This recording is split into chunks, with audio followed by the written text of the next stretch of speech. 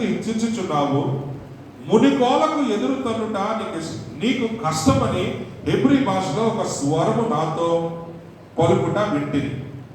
అప్పుడు నేను, ప్రభువా నీవు ఎవడమని అడుగగా, ప్రభు నేను నీకు హింసించుచున్న యేసును, నీవు నన్ను చూచుచున్న సంగతిని గురించి, నేను నీకు కనబడబో సంగతిని గురించి నిన్ను పరిచారకునిగాను సాక్షినిగాను నీవిచ్చుటకై కనబడి ఉన్నాను. నీవు లేచి నీ పాదములను మోపి నిలువు. నేను ఈ ప్రజల వలనను అన్యజనుల వలనను హాని కలగకుండా నిన్ను కాపాడుదును. వారు చీకట్లో నుండి వెలుగులోనికి, సాతాను అధికారముల నుండి దేవుని వైపునకు తిరిగి నా అందరి విశ్వాసము చేత పాప క్షమాపణ పరిశుద్ధపరచబడ్డ వారిలో స్వాస్థ్యమును పొందినట్లు వారి కన్నులు తెరుచుటకై నేను నిన్ను వారి యొద్దకు పంపెదను అని చెప్పాను. దేవునికి స్తోత్రం కలుగును గాక. ఒకరు తన గురించి మాట్లాడుకుంటున్నారు. ఎవరి ముందు మాట్లాడుకుంటారు? అగ్రిపరాజు. రాజు ఎవరండి? ఆయన అగ్రిపరాజు. ఆ అగ్రిపరాజు దగ్గర మాట్లాడుకుంటూ ఉన్నారు. ఎందుకు తన గురించి తాను సాక్ష్యం చెప్పుకుంటున్న వారు ఎవరు వారు మనం ఇక్కడ జాగ్రత్తగా చూస్తే ఈయనెవరో కాదు, సౌలును పౌలుగా మార్చుకున్నటువంటి ఆ పౌలు గారే ఈరోజు తన గురించి సాక్ష్యం చెప్తా ఉన్నాడు. ప్రియమైన దేవుళ్ళారా, ఈరోజు ఇంకొక రీఫార్మర్ని నేను మీ ముందు చూపించాలని ఆశపడుతున్నాను. 2 వారాల ముందు ఒక వ్యక్తిని మీకు పరిచయం చేశాను. ఎవరు ఆ వ్యక్తి? ఒక రాజు గురించి చెప్పాను. 2 వారాల క్రితం ఒక రాజు గురించి చెప్పాను. ఎవరమ్మా రాజు? ఆశ. రాజు అయినటువంటి ఆశ మరి ఏం చేసేటండి, తన రాజ్యాన్ని ఏ రీతిగా మొట్టమొదటి తన భయభక్తులు కలిగి తన సమ్మతి కలిగినటువంటి మనసుతో ప్రభు యథార్థత కలిగిన వాడై తన కుటుంబాన్ని ప్రభువులో నడిపించుకుంటూ పడిపోయినటువంటి యెరూషలేము యొక్క పరిస్థితులన్నింటినీ కూడా బాగు చేసుకుంటూ మందిరాన్ని కూడా బాగు చేసుకుని వెనకట్టు వేసినటువంటి ఆ యాజకులను లేవీలు అందరినీ కూడా మరొకసారి పురుకొల్పుకొని అందులో ఏం కావాలో అన్ని సమకూర్చుకుని మొట్టమొదట వారిని పని కొరకు సిద్ధపరుచుకుని మందిర పరిచర్యను చక్కగా నిర్వర్తిస్తూ, అంతేకాదు వెనకట్టు వేసినటువంటి ఇశ్రాయేలు యూదుల ప్రజలను కూడా వారిని కూడా పురుకొల్పుకొని వారు కూడా ప్రభువుకి ఏం చేశారేంటండి, బలి అర్పణలు అర్పించుకునే రీతిగా వారి యొక్క విశ్వాసం కూడా బలపరుస్తూ, అంతేకాదు ఎప్పుడైతే ఈ కార్యాలు ప్రారంభించబడ్డాయో వాటన్నిటిని బట్టి ఆ రాజ్యంలో ఉన్నటువంటి ఎవరంటే అన్యులు వారు కూడా ఏం చేశారంటే వీరితో కలిసి మీ ప్రార్థన, మీ బలి అర్పణలు దేవుడు మీ ఊరిని దీపిస్తూ మీ యొక్క రాజ్యం ఇంత సంతోషంగా శాంతి సమాధానంగా ఉందంటే మాకు కూడా కావాలని బయట వారు కూడా ఎక్కడికి వచ్చారంటే ఇక్కడికి వచ్చి మా కొరకు కూడా మీరు ప్రార్థన చేయండి, మేము కూడా మీతో కలిసి బలి అర్పణలు ఇస్తాం. ఇదంతా కూడా ఎందుకు అని అంటే ఆ సబ్జెక్టు నెమ్మది సమాధానం మీద. నువ్వు ఏం కోరుకుంటే అది నీ జీవితంలోను, నీ ఇంటిలోను, నీ ఊర్లోను దేవుడు అది కలిగి చేస్తాడు. ఆశ కలిగినటువంటి ఆ ఉద్దేశము తన ద్వారా ఏం చేసేటంటే తన రాజ్యాన్ని కట్టుకున్నాడు. అందుకనే ఆయన రాజ్య పరిపాలన ఏం జరగలేదంటే, ఆయన రాజ్య పరిపాలన ఏం జరగలేదు, యుద్ధాలు జరగలేదు. 30 సంవత్సరాల వరకు యుద్ధాలే లేవు. ఆయన యుద్ధాలు కోరుకోలేదు, సమాధానం కోరుకున్నాడు, ప్రజలకు క్షేమం కోరుకున్నాడు. ఇవన్నీ కలగాలి అంటే ఎవరు ఉండాలని కోరుకున్నాడు? మన ప్రభు రక్షకుడైన యేసు మన జీవితాల్లో ఉన్నప్పుడు ఆ సమాధానం. ఇక 2వ వ్యక్తిని పరిచయం చేశారు కిందటి వారం.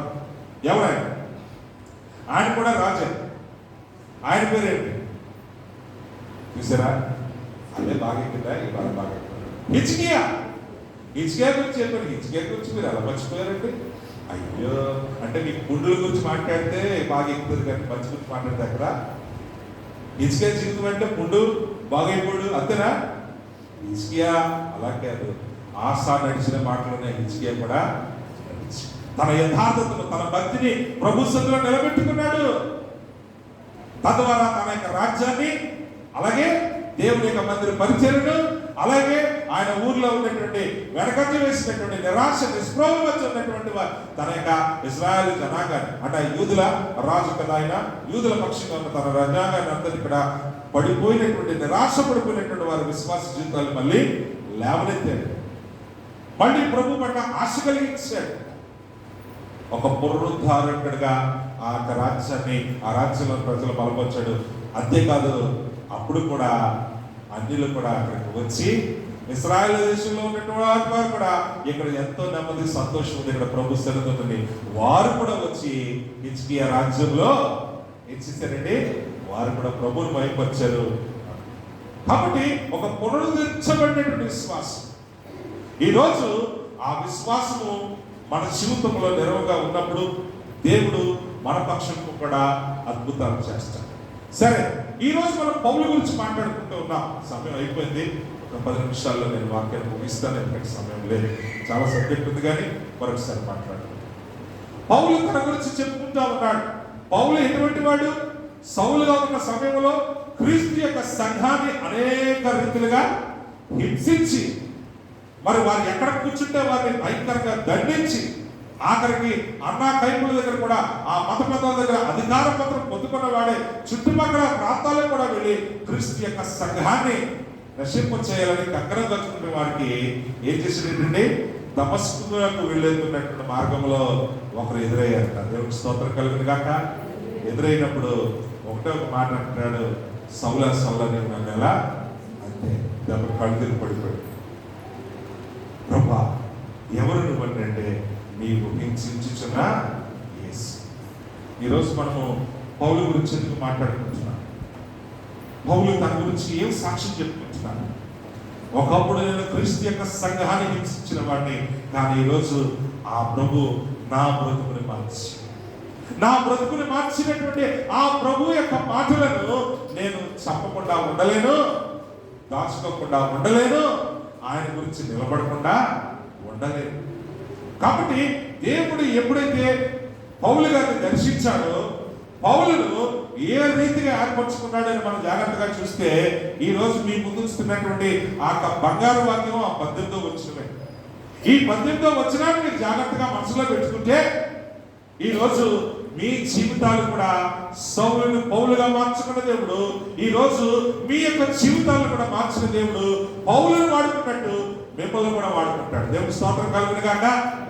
దీనికి అడ్డు చెప్పగలరా? I'm an employee, I'm a bank employee, I'm a central government employee, I'm a software engineer, I work in big companies, I don't have time. No, you cannot say. If you say like that, something unusual మీ జీవితంలో మళ్ళీ కోలుకోలేదు దెబ్బతినేస్తుంది. అలాంటి మాటలు మీరు మాట్లాడారు దయచేసి. నేను ఎప్పుడు మీకు అదే బలపరుస్తాను. డోంట్ సే నా వల్ల కాదు అన్న మాటలు ఎప్పుడు కూడా చెప్తాను. మొట్టమొదటి మన ఇంట్లో మన పిల్లలకి ఏం నేర్పిస్తాం? చర్చికి వెళ్ళిన తర్వాత చర్చి నుంచి బయటకు వచ్చినప్పుడు మనకు కొంతమంది ఎదురవుతారు. ఏం శిరీష, మనం చిన్నప్పుడు అదే చేసేవాళ్ళగా. ఏం చేసేవాళ్ళని చెప్పండి. మీరు మీ పిల్లలతో చర్చి నుంచి బయటకు వస్తారు. చెప్పాలని చాలా ముందుగా సమయం లేదు. చర్చి నుంచి బయటకు వచ్చినప్పుడు మీ పిల్లలతో మీరు ఏం చేస్తారు? ప్రైస్లాట, అయ్యో అన్నీ ఫ్రీగా, ప్రైస్లాట్ అంటే ఫ్రీగా. ఏం చేసేవారు? మా డాడీ మాకు కొన్ని చిల్లర పైసలు ఇచ్చేవారు. చర్చి నుంచి బయటకు వచ్చిన వెంటనే గేటు దగ్గర కుష్ఠరోగులు ఉంటారు, అడుగున్న వాళ్ళు ఉంటారు, దిగులేని వాళ్ళు ఉంటారు. చర్చ అయిపోయిన వెంటనే దేవుడి సందులో మాకేమడమే కాదు, బయటకు వచ్చిన వెంటనే మా ఆంధ్ర చేసి బయట కుష్ఠరోగులు, అడుగున్న వాళ్ళు, వారికి మాకు చిన్నప్పుడు ఏం చేశారంటే వారికి దానము చేయడం అంటే ఇది పేదలను. ఇవి సద్గుణాలు అని అంటారు. క్రైస్తవ జీవితంలోనే కాదు, అన్యులు కూడా అందరికీ కూడా దాన గుణాన్ని నేర్పిస్తా. సో ఇలాగా ఈ మాట ఎందుకు మీకు జ్ఞాపకం చేస్తున్నాను అంటే, కొన్ని మంచి నడవడికలు ఎప్పుడైతే మనం పిల్లలకు నేర్పించుకుంటామో వాళ్ళ జీవితాల్లో ప్రభు చాలా గొప్ప కడతారు. బ్రదర్ గారు చెప్పినట్టుగా, నాయన నేను ఇచ్చినట్టు నువ్వు కూడా సేవకులకు ఇవ్వాలి. ఎందుకు ఇవ్వాలి అంటే, నువ్వు ప్రభు రాజ్యంలో పెట్టుబడి పెట్టు. దేవుడు నీ జీవితాన్ని కాదు, రాబోయేటటువంటి నీ యొక్క కార్య బిడ్డల జీవితాలను కూడా దేవుడు చాలా గొప్పగా పడతాడు. ఎప్పుడైనా సరే మనం భవిష్యత్తు కొరకు ఆలోచన కలిగి ఉండాలి. భవిష్యత్తు కొరకు ఎప్పుడైతే మనం ఆలోచన లేకుండా ఉంటామో మన భవిష్యత్తు మనకు శూన్యముగా కనపడుతుంది, నిరాశ కనపడుతుంది, నిస్పృహ కనపడుతుంది.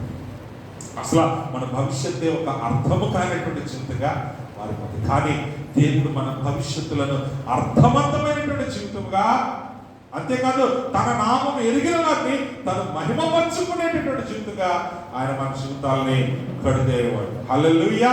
ఈ మాట మీకు చూపించి నేను ముందుకెళ్ళాలని ఆశపడుతున్నాను. రోమపత్రిక 8వ అధ్యాయము 29వ వచనాన్ని మనం చూస్తున్నప్పుడు, నేను ఎప్పుడు కూడా మీ గురించి కాపరిగా మీకు ఒక మాట చెప్తాను, కానీ ఈ మాటలు మీరు జ్ఞాపకం ఉంచుకోవాలి. మీరు అసామాన్యులు, సామాన్యులు కాదు. కాబట్టి ఇక్కడ ఏమంటాడు చూడండి, 29వ వచనం. ఎందుకనగా అందరూ తీసారా బైబిల్? చదువుకోండి బాబు, మీకు కూడా ఇదంతా మీకోసమే, నా కోసం కాదు. మీరు ఈ మాటలు జ్ఞాపకం చేసుకుంటే మీ పక్షంగా దేవుడు అంత బలమైనటువంటి ఉద్దేశాలు కలిగి ఉన్నాడు. కాబట్టి మీరు చేత కాకుండా నినివే పట్టణానికి వెళ్ళిపోతాను అన్న, నినివే పట్టణానికి వెళ్ళకుండా నేను దర్శించేస్తాను అన్నటువంటి యోనాల్లో ఉంటే మిమ్మల్ని మాత్రం చీల్చి చెడ్డాడి బయటకు రప్పిస్తాడు. హల్లెలూయా. కాబట్టి ఇప్పుడే చీతలు ఆ చేతిలో పెట్టాడు. ఆయన ఏమంటాడు చూడండి, ఎందుకనగా తన కుమారుడు అనేక సహోదరుల్లో జ్యేష్ఠుడగినట్లుగా. చూసారా, ఈ మాట ఏమిటంటే మొట్టమొదటి ఆ పరమ తండ్రే తన ప్రియకుమారుడు యేసుక్రీస్తుని అందరిలో ప్రథమ ఫలముగా నిలబెట్టుకున్నాడండి. ఏ తండ్రి తన బిడ్డలని కింద ఉంచాలని ఆశపడు. ఆయన మన ప్రభు యేసుక్రీస్తుని అన్ని నామముల కంటే పైనామంగా ఎంచుకుంటూ అతనితో ఆపేశాడా? ఆపకుండా ఏమంటున్నాడండి, దేవుడు ఎవరిని ముందు ఎరిగినో వారు తన కుమారునితో సారూప్యము గలవారుటకు. ఇక్కడ ఏమంటున్నాడండి, యేసు వలె ఇప్పుడు నిన్ను నన్ను మార్చుకుంటున్నాడు. ఆయన ఎలాగైతే తన కుమారుని తన మహిమతో నింపాడో, ఈ రోజు నిన్ను నన్ను కూడా ఆయన మహిమతో నింపుకుంటున్నాడు. దాన్ని ఇంగ్లీష్లో ఏమంటామంటే గ్లోరీ అని అంటాం. తెలుగులో మహిమ అంటే మీకు ఒకవేళ సింపుల్ గా పదం కనపడుతుంది. ఇంగ్లీష్లో గ్లోరీ అంటే చాలా అదొక డిఫరెంట్ ఫీలింగ్. మహిమ అని అనగా ఏమిటంటే అది దేవుడి యొక్క ఆవరించుట. దాన్నే ఈ యొక్క అంశకాలలో దేవుడు పరిశుద్ధాత్మ అభిషేకముగా చూపిస్తుంది. దీన్ని ఆదిలో ఎక్కడ మీరు విన్నారంటే ఆదాము అవ్వల దగ్గరే వారు దేవుడి మహిమతో నింపబడి ఉన్నంత వరకు కూడా వారు సిగ్గు ఎరగని వారుగా ఉన్నారట. కానీ ఎప్పుడైతే దేవుడి మహిమను వారు పోగొట్టుకున్నారో వారు సిగ్గుతో ఉన్నారనే విషయాన్ని తెలుసుకున్నారు.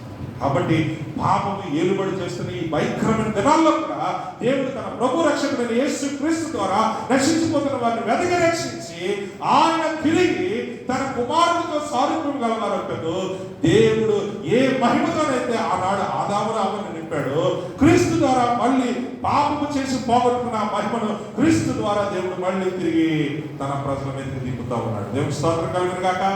అందుకనే దేవుడు ఎవరిని ముందుగా ఎరిగనో అక్కడ ఏం చేస్తున్నాడట, వారు తన కుమారుడితో, అంటే నిన్ను చూస్తే నన్ను చూసి ఎవరు కనపడుతున్నారట, ఇంకేమంటాడు చూడండి పక్కన,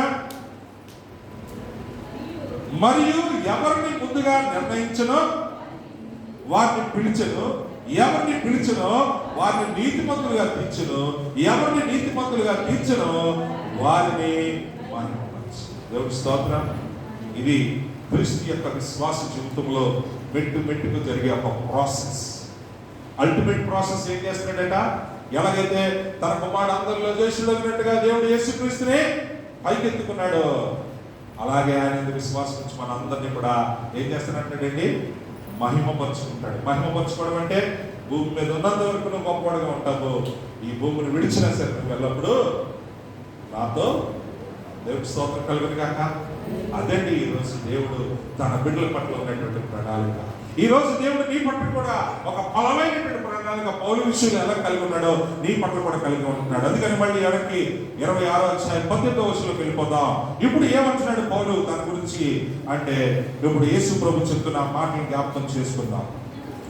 నీవు నన్ను చూచి ఉన్న సంగతియు, ఇది యేసు ప్రభు చెప్తున్నాడు. ఈ మాట ఏం చెప్తున్నాడట, నీవు నన్ను చూచిన సంగతి, అంతేకాకుండా నేను నీకు కనబడబో సంగతి గురించి నిన్ను పరిచారకుని కాదు. పరిచారకుడు అంటే సేవించేవాడు అని అర్థం. పరిచారకుడు అంటే ఏంటి, ఏమంటే సేవ చేస్తున్నాను తొందరపడి అనకండి. మీరు ఏం చేస్తున్నారు ముందు మీకు తెలిస్తే అప్పుడు చెప్పండి. సేవించడం వేరు, సేవ చేయడము వేరు. ముందు మనము సేవించినప్పుడే ఆ సేవించే గుణంలోంచి సేవ ఏమి చేయాలో పుట్టుకొస్తుంది. ముందు మనం ప్రభువుని సేవించడమే తెలియనప్పుడు ప్రభువుకి సేవ చేస్తున్నామని చెప్పుకొని మోసం చేసుకో. ముందు మనం ఏం చేయాలి, ప్రభువుని సేవించడం అంటే దేవుని బిడ్డగా ఆయన ఆరాధించేవాడుగా నేను ముందు వరుసలో నేను. కాబట్టి నేను నిన్ను పరిచారకునిగాను, అంతేకాదు ఏం చేస్తున్నాడు ఏంటంటే సాక్షిగాను నేను నిన్ను ఏర్పరచుకుంటున్నాను. అందుకనే నీకు నేను కనబరుస్తూ ఇప్పుడు నేను నిన్ను ఏ పని నిమిత్తం పెడుతున్నాను.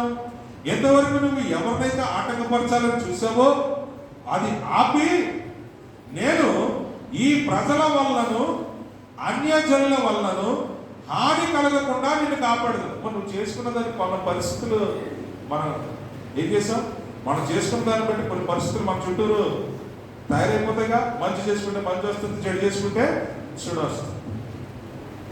అయినప్పటికీ కూడా ఇక్కడ ఏమంటున్నాడు, నేను నిన్ను కాపాడుతాను. ఎవరు కాపాడతారట?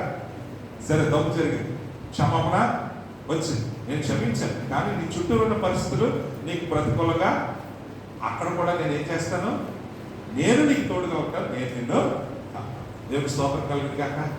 దేవుడు ఎంత గొప్పవాడండి. దేవుడు తన ప్రజల ప్రత్యక్షంగా ఎప్పుడు తోడుగా ఉంటాడు. తోడుగా ఉంటే ఏం చేస్తుందట, ఏమంటాడు చూడండి, నేను ఈ ప్రజల వల్ల అన్ని జనుల వల్ల హాని కలగకుండా నేను కాపాడదును. మరి నీవేం చేయాలి, వారు చీకటిలో నుండి వెలుగులోనికి, జాగ్రత్త గమనించాడు, వారు చీకటిలో నుంచి వెలుగులోనికి, సాతాను అధికారం నుండి దేవుని వైపునకు తిరిగి నా ఎంతటి విశ్వాసము చేత పాప క్షమాపణ పరిశుద్ధపరచబడి వారిలో స్వాస్థ్యమును పొందినట్లు వారి కన్నులు తెరుచుకై నేను నిన్ను వారి యొద్దకు పంపెదను. హల్లెలూయా. అర్థమైందా?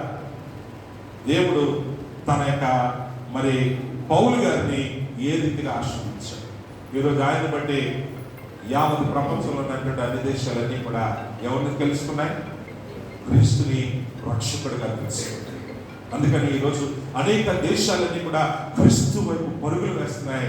ప్రభా, నీవు మాకు కావాలి. ఈరోజు పాకిస్తాన్లో కానీ, చైనాలో కానీ, రష్యాలో కానీ, ఆఖరికి సిరియా, జార్డన్, ఎటు చూసినా సరే, ఎటువంటి ముస్లిమ్స్ కంట్రీస్ అయినా సరే, ఈరోజు అనేక మంది క్రీస్తునందుకు పరిగెడతారు. ఎందుకంటే ప్రభా, నీ రక్షణ మాకు కావాలి, నీ రక్షణ మాకు. ఒక్క పూట భోజనం చేసి కూడా వారు ప్రభు యందు నిరీక్షణ కలిగి ఉన్నారు. ఒక్క పూట భోజనంతో కూడా వారు ఏం కలిగి ఉన్నారండి, నాకు 3 పూటలు ఇవ్వలేదు కాబట్టి నేనేది ఆరాధించాలని అన్నట్లే, ప్రభా మా దేశంలో కరువు ఉండగా ఈ ఒక్క పూట అయినా మమ్మలను పోషిస్తూ మమ్మల్ని కాపాడుతున్నందుకు నీకు స్తోత్రాలయ్యా. దేవునికి స్తోత్రం కలుగును గాక. యూఫ్రటీస్ నది ఎండిపోతాం. యూఫ్రటీస్ నది ఏదైతే తోటల నుంచి పుట్టుకొచ్చిన 4 నదుల్లో ప్రధానమైనటువంటి నది. నైలు నది మీరు ఆదికాండలో చూస్తే మీకు ఆ 4 నదులు కనబడతాయి. దక్షిణ అమెరికాలో ఇప్పుడు భయంకరమైన కరువు. ఇరాకులో నీరు ఎండిపోయింది, నీరు లేదు. జార్డన్, సిరియా ఈ ప్రాంతాలన్నింటిలో అంతర్యుద్ధాలు. ఆఫ్రికా ఖండమంతా చీకటిమయం, భయంకరమైన నరక జీవితం. ఎందుకంటే అక్కడ నియంతృత్వ పాలన, జీవితాన్ని ఎందుకు బతుకుతామని అర్థం లేనటువంటి పాలన. ఇప్పుడు ఆఫ్ఘనిస్తాన్లో ఆడ మనిషి అంటే ఎందుకు పుట్టానా అని బాధపడుతున్నటువంటి వేదన. ఆడ మనిషిగా నేను ఎందుకు పుట్టాను, ఆడ మనిషిగా పుట్టినందుకు మాకు విలువ లేదా అనేటువంటి వేదన. ఒక పక్కన రష్యా, యుక్రెయిన్ మధ్య యుద్ధం ఎటువైపు దారితీస్తుందో తెలియదు. ఒక పక్కన ఈ అగ్రరాజ్యాలు పక్కన ఉన్న అగ్రరాజ్యాన్ని గిల్లుతున్నాయి. గెల్లడానికి మధ్యలో ఉన్నటువంటి పిల్ల దేశాలని కలుపుతా ఉన్నాయి. ఇప్పుడు తైవాన్ దగ్గరికి వెళ్ళి చైనాని పురుగొల్పుతున్నారు. ఎవరి మీద ఎవరు పడతారో తెలియనటువంటి పరిస్థితుల్లో నా ప్రియమైన పిల్లరా, ఈ భారతదేశంలో ఈరోజు నీవు నేను కూడా క్షేమం కలిగి ఉన్నామని అంటే ఆ ప్రభు అయిన దేవుని కృప. హల్లెలూయా. ఈరోజు అటువంటి ప్రభుని నీకు నాకు పరిచయం చేసినటువంటి ఆ తోమగారు అవ్వచ్చు, లేకపోతే ఈ పౌలు గారు అవ్వచ్చు, ఈ భాగాన్ని నేను వచ్చి వారికి కంటిన్యూ చేస్తాను. ఈరోజు ఆ విషయాన్ని జ్ఞాపకం చేసుకుందాం. దేవుడు పౌలుని నిలబెట్టుకున్నాడు. దేనికట? ఆయన ప్రజల మధ్య, అన్ని జనుల మధ్య దేవుని యొక్క వెలుగును, దేవుని యొక్క మహిమను వారు తెలుసుకున్నట్లుగా నేను నిన్ను ఏర్పాటు చేసుకున్నాను.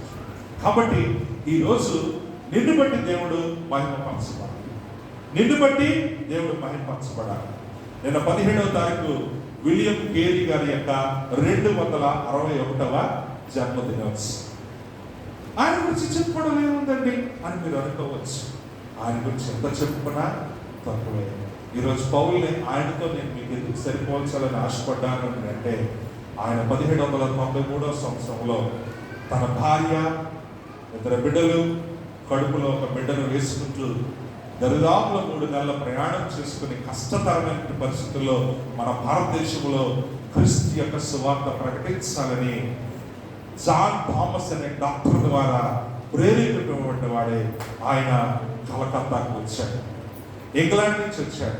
ఇంగ్లాండ్ నుంచి వచ్చినా సరే ఇంగ్లాండ్ వారే ఇక్కడ ఆయన సపోర్ట్ చేయలేదు. ఆఖరికి వాళ్ళ వాడు కూడా ఎక్కడ ఇవ్వకపోతే డచ్ వాళ్ళ వాడ ఎక్కి ఆయన ఇక్కడికి వచ్చాడు.